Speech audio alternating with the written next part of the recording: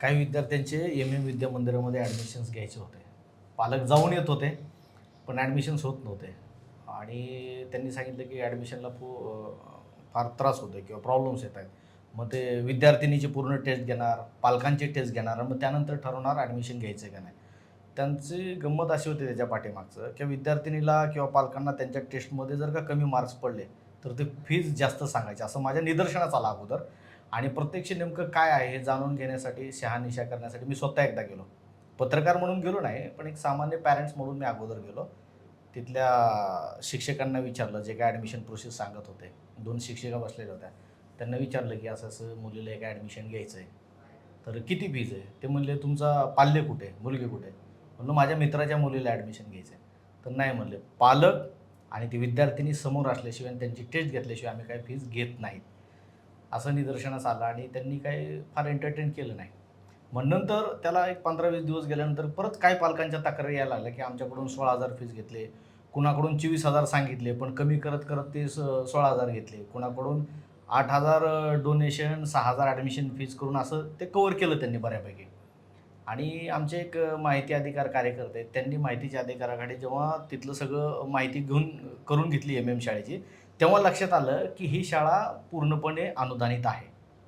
मग असं निदर्शनास आलं, की पूर्णपणे चुकीच्या पद्धतीने फीज घेतली जात होती. म्हणजे अनुदानित असताना कुठल्याच पालकाकडून फीज घेतली नाही पाहिजे असा नियम आहे. गव्हर्नमेंट सगळं त्यांच्या स्टाफचा पेमेंट करतंय, विद्यार्थ्यांच्या शैक्षणिक साहित्याचा पेमेंट करतंय. खिचडीपासून सगळे पैसे त्यांना गव्हर्नमेंट देत असताना हे विद्यार्थ्याकडून कुठल्या कारणांनी फीज घेतात, हे मी जेव्हा विचारायला गेलो, तेव्हा तिथले प्रिन्सिपल उर्मट बोलले, चुकीची उत्तरं दिली. म्हणले, "आम्ही फीज घेतच नाहीत." मग काही पालकांच्या बाईट्स घेतल्या प्रत्यक्षात. तर पालक म्हणले, "आमच्याकडून फीज घेतली, पण पावत्याच दिल्या नाही." तेव्हा लक्षात आलं, की हा काहीतरी घोटाळा आहे आणि हे थांबलं पाहिजे म्हणून मी न्यूज केली. अशा पद्धतीचं आणि आता सध्या ते न्यूज पाहून काही पालक फोन करतायत आणि ते विचारतायत, की ते सांगतायत आता प्रत्यक्ष पुढे येऊन, की आमच्याकडून पण फीज घेतली. मग शाळा प्रशासनाचा फोन यायला लागला, की "सर तुम्ही अशी-अशी बातमी दिली, तर कृपया ते ठीक आहे आमच्याकडून चुकलं, पण इथून पुढे होणार नाही." असं त्यांचे आता सांगायला लागलं. शाळा प्रशासन म्हणते, की "आम्ही इथून पुढे कुणाकडून फीज घेणार नाही. ते झालं, ते झालं." अशा प्रकारचं आहे. शेवटी कसं जे गोरगरीब कष्टकरी कामगार आहेत, त्या पालकांची आर्थिक लूट होऊ नये, शाळा अनुदानित असताना सुद्धा एवढंच म्हणणं आहे, बाकी काही विषय नाही. मग हे पण पालक आहेत आपल्यासमोर, की त्यांनी पण तो बातमी बघितल्यानंतर ते पण पुढे आले. ते पण सांगितलं, की आमच्याकडून पण फीस घेतलेली आहे. त्यांची पण टेस्ट घेतली, सगळ्या प्रोसेसमधून गेलेले आहेत. त्यांना पण बऱ्याच काही अडचणी आल्या होत्या. मग त्यांना बरं वाटलं, की अरे कुणीतरी पालकांची बाजू उचलली. त्या दृष्टीने ते आज भेटायला पण आले होते. किती दिवस प्रकरण चालू होतं हे काय काय सांगाल याबद्दल? म्हणजे किती दिवसापासून अशा गोष्टी तिथं घडत होत्या? आता लेटेस्ट माहिती माझ्याकडे अशी आलेली आहे, की विद्या मंदिर हे खूप जुनी शाळा आहे. काळवडी आणि थेरगाव या परिसरातील जुनी आणि मोठी शाळा आहे. त्याच्यामुळं कामगार कष्टकरी जो वर्ग आहे, त्या सगळ्यांची ओढ आहे, की शाळा ही खाजगी शाळा असल्यामुळं खाजगी शाळात चांगलं शिक्षण मिळतं, हा एक पालकांचा मोठा गैरसमज आहे. पण माझा ऑब्झर्वेशननुसार पिंपरी चिंचवड महानगरपालिकेच्या ज्या काही शाळा आहेत, मराठी असतील किंवा सेमी इंग्लिश सरकारी शाळा महानगरपालिकेच्या, उत्तम प्रशिक्षण देत आहेत, उत्तम शिक्षण देत आहेत आणि वळणं पण विद्यार्थ्यांना महापालिकेच्या शाळेत सुद्धा चांगली आहेत. परंतु लोकांची जी मानसिकता झाली पालकांची, की खाजगी शाळेत खूप चांगलं शिक्षण मिळतं. मग तिथं लाख रुपये फीस भरायला सुद्धा पालक तयार होतात. मग त्यातल्या त्यात बाहेरच्या शाळेत लाख-लाख रुपये, 80,000-80,000 रुपये फीस भरणं होत नाही म्हणून जवळची शाळा आणि मोठी कुठली तरी प्रायव्हेट आहे. आणि म्हणून पालक काय म्हणतात 10,000-20,000च्या आतमध्ये ॲडमिशन होतं म्हणून धडाधड न विचारता फीस द्यायला तयार होतात. पावती दिली, ना दिली आणि कुणी धाडस पण करीत नाही विचारायला, की हे अनुदानित आहे की विना अनुदानित आहे. पण जेव्हा ते आमच्या काही कार्यकर्त्यांच्या लक्षात आलं, पालकांच्या लक्षात आलं, तेव्हा त्यांनी ते निदर्शनास आणून दिलं. म्हणले, "सर याची बातमी करा. पूर्णपणे अनुदानित शाळा आहे." ते साधारणतः गेल्या 14 ते 15 वर्षापासून ही अशा पद्धतीची पालकांकडून फीस घेतली जाते. त्यांची फीस 7,500 पासून बालवर्ग ते 10वी पर्यंतचे वर्ग आहेत. बालवर्गापासून 1ली ते 7वी प्राथमिक आणि 8वी ते 10वी माध्यमिक. तर आता लेटेस्ट माहिती अशी आहे, की गेली 14 वर्षापासून विद्यार्थी आणि पालकांकडून अशा पद्धतीची अनधिकृत फीस घेतली जाते. असे काही लोकं आता पुढे समोर यायला लागलेले आहेत. सर इतके दिवस म्हणजे याकडे कोणी लक्ष दिलं किंवा दिलं नाही किंवा असं काही झालंय का? म्हणजे कोणी दिलं होतं पण ॲक्शन नाही घेतली गेली असं काय झालंय? तिथले जे स्थानिक कार्यकर्ते आहेत, थेरगाव जगताप नगरमधले, खऱ्या अर्थानं थेरगाव जगताप नगर जो हा एरिया आहे, तिथले जे भूमिपुत्र आहेत, त्या भूमिपुत्रांनी, थेरगाववासियांनी ही जागा स्वर्गीय विलासराव देशमुख असताना काही अगदी नाममात्र शुल्कामध्ये माहिती अशी आहे की 1 रुपया देऊन ते करार झालेला आहे आणि इथल्या परिसरातील लोकांसाठी शाळा उभी राहते म्हणून तिथं आरक्षण पाडून त्या स्थानिक लोकांची जमीन शाळेसाठी घेतली होती. त्यानंतर त्याला अनुदानही मिळालं त्या शाळेला आणि स्वर्गीय विलासराव देशमुखांचं धोरण हेच होतं की गोरगरीब कष्टकरी लोकांच्या विद्यार्थ्यांना, पाल्यांना मोफत शिक्षण मिळावं. पण स्वर्गीय विलासराव देशमुख माजी मुख्यमंत्री जे होते, त्यांच्या देखील विचारांना या ठिकाणी शाळा प्रशासन हरताळ फासते अशा पद्धतीचं चित्र आहे सध्या. या घटनेवर काही गुन्हा वगैरे दाखल झाले का पोलीस स्टेशन? हां, तिथल्या स्थानिक लोकांनी तक्रारी दाखल केलेल्या आहेत लेखी, की तुम्ही पालकांची अशा पद्धतीनं लूट करू नका. जर का ही शाळा अनुदानित आहे, तर पालकांकडून फीज आकारू नका अशा तक्रारी गेलेल्या आहेत. पण शाळा प्रशासनाने ज्या पालकांच्या तक्रारी आल्या, त्या पालकांना बाजूला घेऊन त्याच पालकांचे मोफत ॲडमिशन्स घेतले. पण ऑदर पालकांकडून आर्थिक लूट ही चालूच होते आजपर्यंत.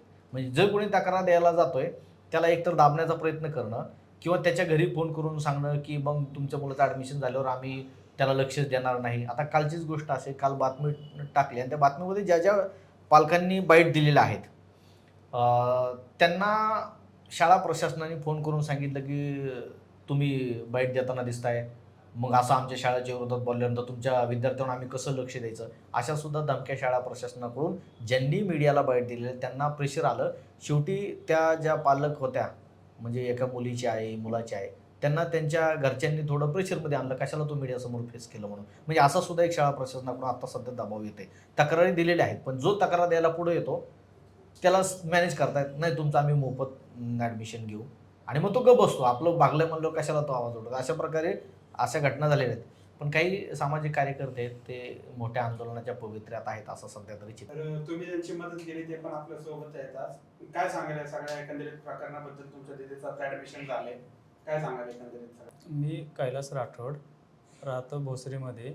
मला बऱ्याच गोष्टी म्हणजे पहिल्या सुरुवातीपासून जे मला अनुभव आला शाळेमध्ये, की मी ज्यावेळेस गेलो की मला ॲडमिशन पाहिजे सुरुवातीला, तर ॲडमिशन मला तर त्यांनी बोललं की तुमच्या मुलांना घेऊन या सोबतीला. त्याच्यानंतर त्याचे जे डॉक्युमेंट आहेत ते घेऊन या. त्याच्यानंतर ते म्हटले की आम्ही तुमच्या पोरांची लेखी परीक्षा घेणार, त्याच्यानंतर आम्ही डिसिजन घेऊ. आणि दुसरी गोष्ट, पहिले फी भरायची, फॉर्म भरायचा आणि त्याच्यानंतर आम्ही परत अजून डिसिजन घेऊ की तुम्हाला ॲडमिशन मराठीमध्ये देऊ नाहीतर सेमीमध्ये देऊ. मग मी ह्या गोष्टी विचारण्यामध्ये गेल्यानंतर ते काजळे मॅडम आम्हाला म्हणते की तुम्ही असं नाही, ज्यावेळेस विद्यार्थी हा जर परफेक्ट ह्याच्यामध्ये जर झाला किंवा पेपर जर दिला तर त्याला आम्ही सेमीमध्ये ठेवणार, बरोबर.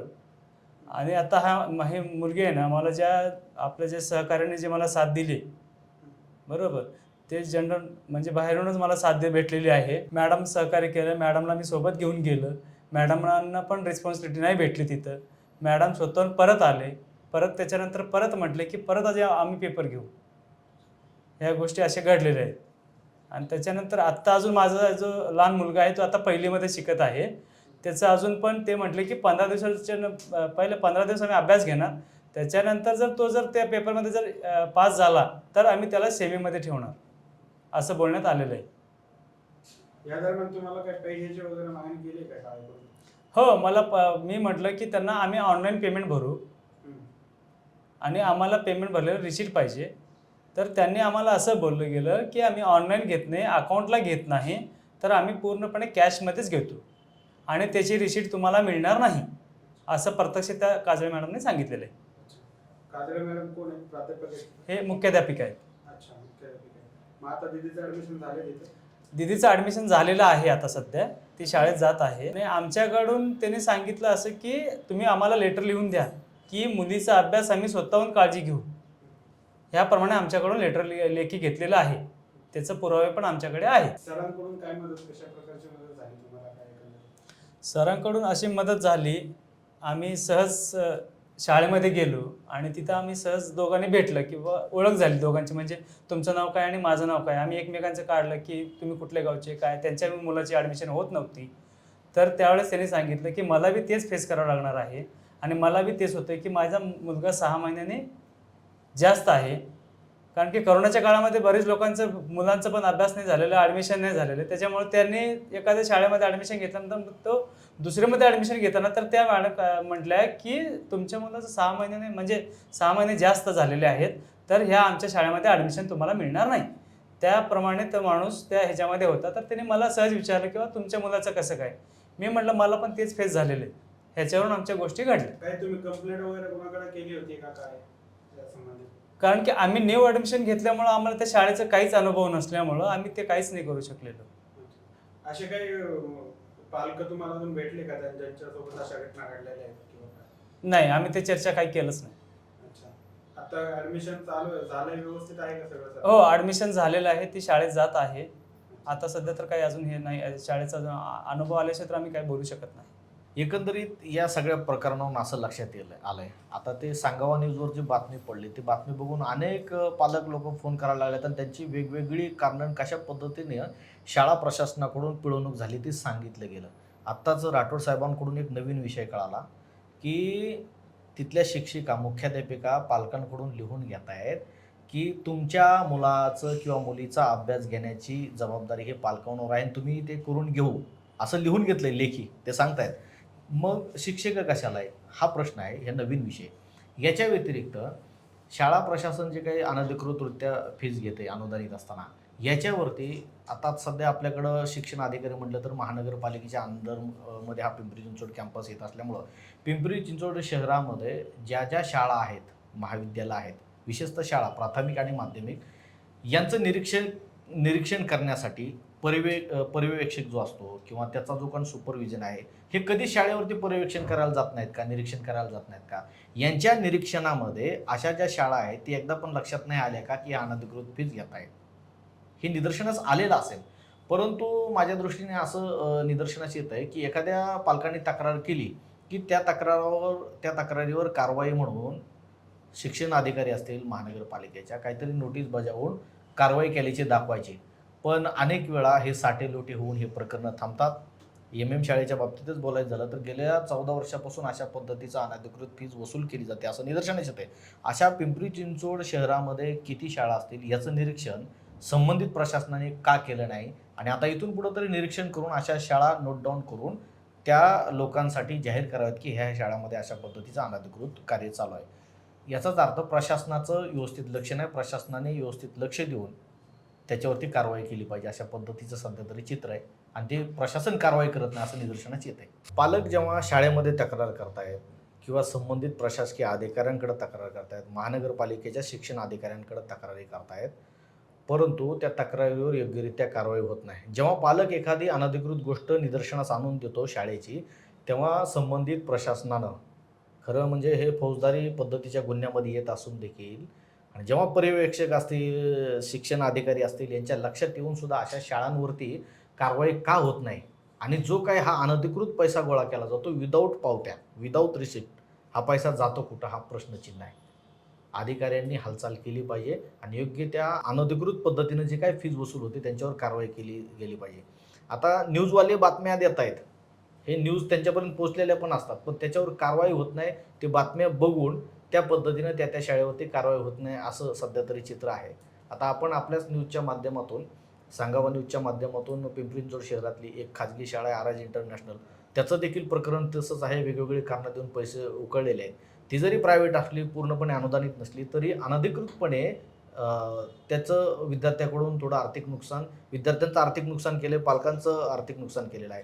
MMचं तर पूर्णपणे अनुदानित असताना सुद्धा पैसे घेतलेले आहेत. ह्याच्यावरती प्रशासनाने का कारवाई केली नाही हा सुद्धा प्रश्नचिन्ह आहे मोठा.